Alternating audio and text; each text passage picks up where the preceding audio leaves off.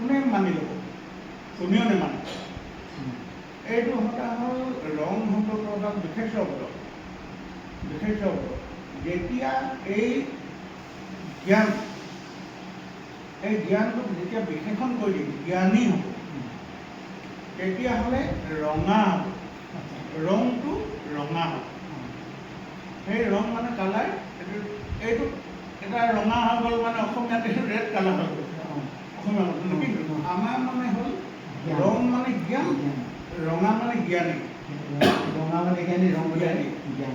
আচ্ছা, ৰঙা বুলি ক'লেও আমি ৰঙা মানে জ্ঞানী বুলি কোনোদিন শুনা নাই। তেতিয়া আমি কি ৰামে কি কৰিছোঁ, ৰামে মানে মই যিটো ৰিচাৰ্চ কৰিছোঁ এইটো হ'ল কেনেকৈ, তেতিয়া মই পাইছোঁ যে ইয়াৰ অপজিটটো চাওঁ। জ্ঞানীৰ অপজিটটো অজ্ঞানী, তেনেহ'লে ৰঙাৰ অপজিটটো অৰঙা। অৰঙাটোতো আমি কৈয়ে থাকোঁ। তেনেহ'লে ৰংটো যে প্ৰকৃত আমাৰ গতিকে এই ৰংটো যে সঁচাকৈ হয় আমি একদম মানে নিশ্চিত হৈ গ'লোঁ। ঠিক তেনেকৈ আমি শব্দবোৰ ৰিচাৰ্চ কৰি দিয়ে।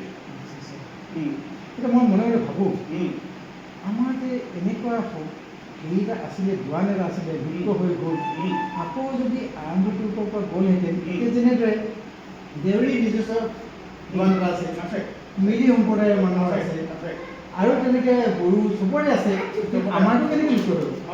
লুপ্ত হ'বলৈ পালে কেনেকৈ ৰখি নাথাকিলে? সেইটো অলপমান মানে মনলৈ আহে তাৰমানে যে আকৌ আৰম্ভ হ'ব লাগিছিল। এইটো আচলতে আমাৰ এটা কথা হ'ল দেই, আমাৰ কছাৰী জাতিটো যেতিয়া আমাৰ অলপ কি হ'ল ভাগ হ'ল নহয়, ভাগ হওঁতে যিসকল কোনোবা ঠাইত নিৰাপদে একগোট হৈ থাকিব পালে তেওঁলোকৰ মাজতে ভাষাটো থাকে। এইটো আমাৰ যিসকল ডুমৰ কছাৰী 7খন জিলাত আছে বুলি ক'লেও বিশেষ ঠাই কেইটামানতে কেইখনমান গাঁও ওচৰা ওচৰি আছে, কিন্তু বাকীবিলাক অন্যান্য গাঁৱৰ মাজত, অন্যান্য জনজাতিৰ ভিতৰত মানে গাঁওসকলৰ মাজত মানে হুঁচৰি কৰি আছে। গতিকে তেওঁলোকে মনৰ ভাৱ আদান প্ৰদান কৰিবলৈ যাওঁতে সদায় মানে এই বেলেগ অন্য জাতিসকলৰ লগতে মানে সুৰটো মিলাব লাগে। পাতোঁতে তেওঁলোকৰ নিজৰ ভাষাটো হেৰাই গ'ল। আৰু এটা কথা, 2 নম্বৰ কথাটো হ'ল আমাৰ যেতিয়াই আমাৰ সন্মানান্তৰ হ'ল, আমাৰ ধৰ্মৰ যিটো নিজৰ ধৰ্ম স্বধৰ্মটো ত্যাগ কৰি আমি যেতিয়া অন্য এটা ধৰ্ম গ্ৰহণ কৰিলোঁ, তেতিয়াই বাধ্যতামূলক কিছুমান মানে শব্দ আমি ভাষাটো কিছুমান বাধ্যতামূলক হ'লে এৰিবলগীয়াও হ'ব পাৰে। এয়াও এটা কাৰণ হ'ব পাৰে।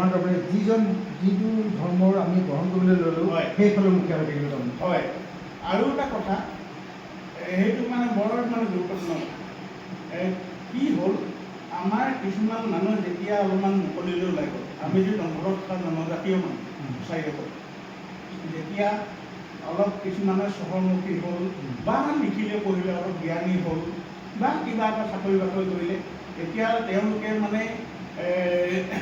মান্য অসমীয়া কওঁতে তেওঁলোকৰ অভ্যস্ত হৈ গ'ল। তাৰপিছত আমাৰ নিজৰ ভাষাটোকে মানে শুনিবলৈ তেওঁলোকৰ কাণত মানে ভাল নলগা। আমাৰ নিজৰ মানুহবিলাকে কথা ক'লে তেওঁলোকে সঁহাত সেইটো মানে আগতে আমাৰ মানুহবিলাকে কিছুমান ক'বলৈ এতিয়া কোনোবাই যদি কয় কি কথা কৈছে বুলি হাঁহি দিয়া নিচিনা হয়। সেইটোৱে